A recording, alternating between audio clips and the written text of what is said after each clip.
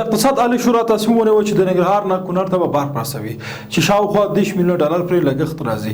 د کونړیانو لپاره ښه زیری ده چې دوی د برق ستونزه حلیږي، ولې بد خبر دا ده چې له دې پروژې معلومیږي حکومت په لنډمهاله ډول د کونړ په سیند باندې د برق د بند جوړولو اراده نه لري. بدبختانه وایم چې د ننګرهار نه کونړ ته برق وړل په دې معنی چې د کور نه سړی ځنګل ته خس وړي او هلته ترې استفاده کوي. کونړ خپل اوبه لري، زموږ توقع دا ده چې د کونړ د سیند اوبو نه استفاده وشي، ټول افغانستان ته باید برق ورسول سي.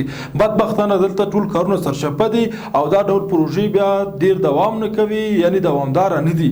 زموږ غوښتنه د حکومت څخه دا ده چې د انکشافي پروژې باید په ډیر دقت سره تطبیق سي، داسې تطبیق سي چې ګټه باید په دوامدار ډول خلکو ته ورسیږي. اوس دا بیخي د شرم ځای ده چې موږ کونړ ته وارداتي برق رسوو په داسې حال کې چې کونړ اوبه لري، ځمکه لري، خلک لري، هلته قوتونه شته دی، زموږ خاوره ده، باید دغه استفاده وشي. د کونړ خلکو ارمان باید پوره شي، دا د افغانستان د ټولو خلکو ارمان دی. نو د کونړ د سیند نه باید استفاده وشي، ټول ته باید برق ورسول سي.